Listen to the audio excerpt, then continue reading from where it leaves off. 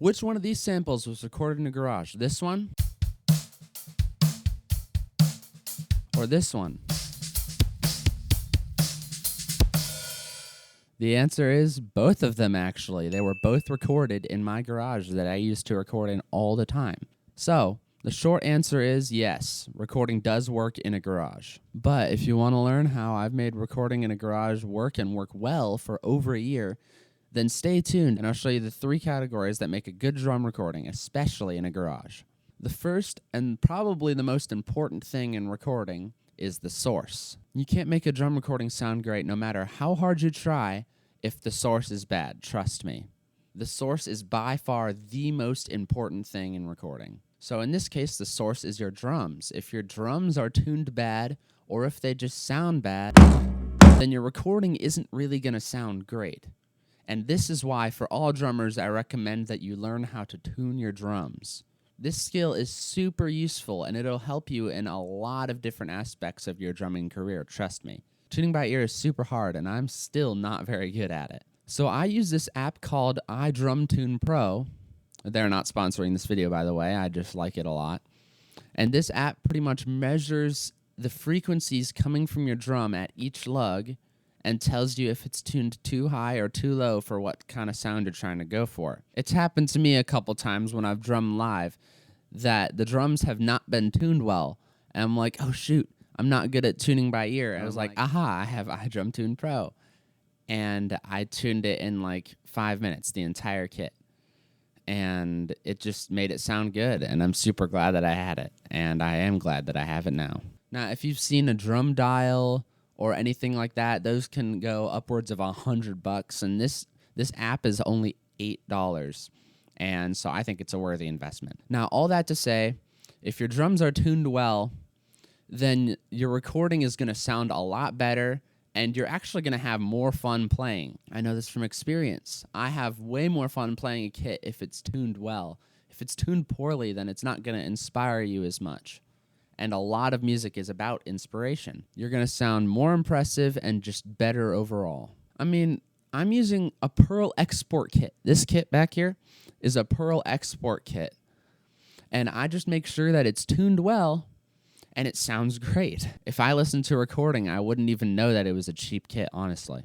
Okay, second category. You've got to make sure your recording gear is up to par. Whatever your budget is on recording gear, you've just got to make sure that it's the best it can possibly be at your price point. My budget for starting was honestly kind of low. I didn't even buy a new computer. I used a 2015 MacBook Pro for the longest time. And it did okay. It was really laggy and really buggy.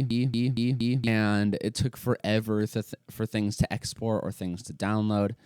But it did the job. Whatever computer you've got at home, don't be discouraged by how bad it is. You can start with anything. I also started with the Reaper DAW, which is like the budget DAW. If you don't know what a DAW is, it's pretty much a digital audio workstation, and it's where all the recordings from your microphones go. This is also where you go to mix and to edit your drum recordings.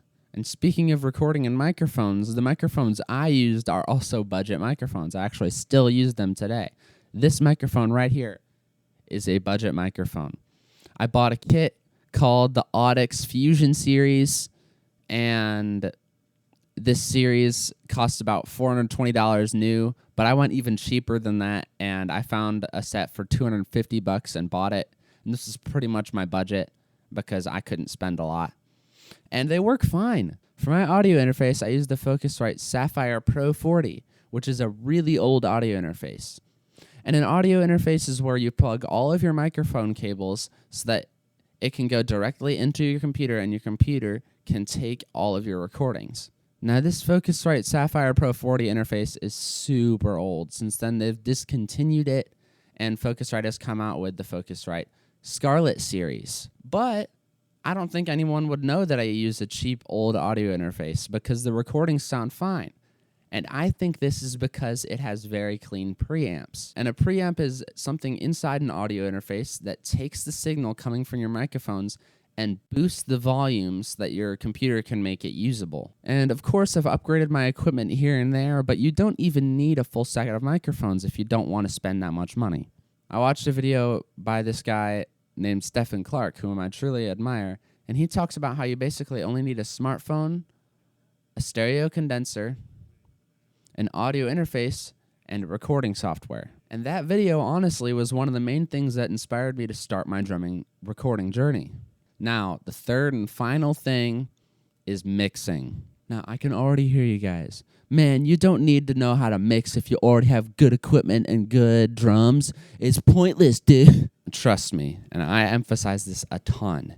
It is not pointless. Here's a clip of some unmixed drums, and here's a clip of some mixed drums.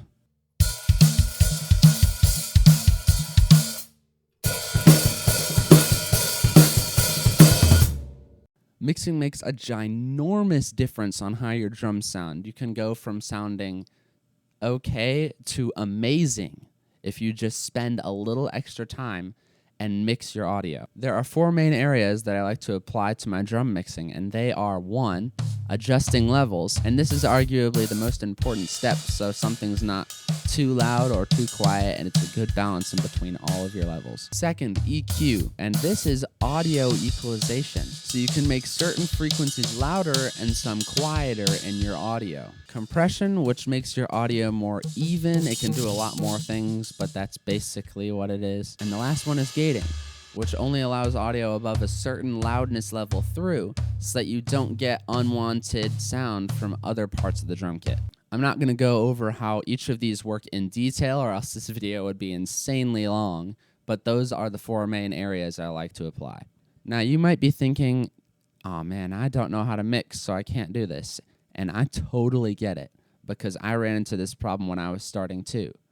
But there is a workaround. There is a way. If you use a DAW that has included presets in it, like Pro Tools or Logic, or pretty much any mainstream DAW, then start out with those. They give you a super good baseline for starting to mix your drums, and they make them sound way better immediately. They also will help you learn how mixing works, because they did for me. That is how I started, and they helped me a lot. Now, there's also another way. If you don't have a DAW that has presets in it, then go to YouTube, search the web. There are tons of videos out there that will help you learn how to mix and adjust levels and apply gates and compress. There's tons of good stuff that can give you a lot of good information. I'll link a couple videos in the description that will give you a good baseline for starting if you don't have included presets already. And even if you do, these videos could be very beneficial to you. Now, I thought I'd finish off this video by giving you some audio. It'll start out from a complete drum mix, applying all of my steps, and then I'll strip it down step by step until we have the audio only from my camera. Then I'll do a direct side-by-side at the end. Let's get into it.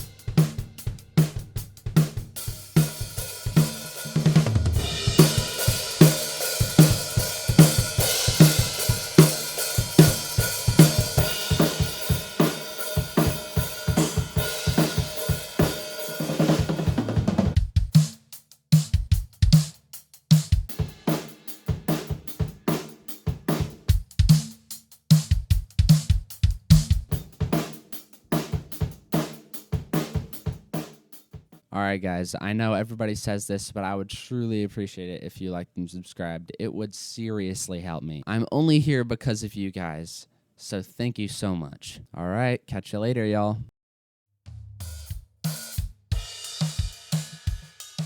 I have iDrumTune. I can already hear you guys. Man, you don't need to know how to mix if you're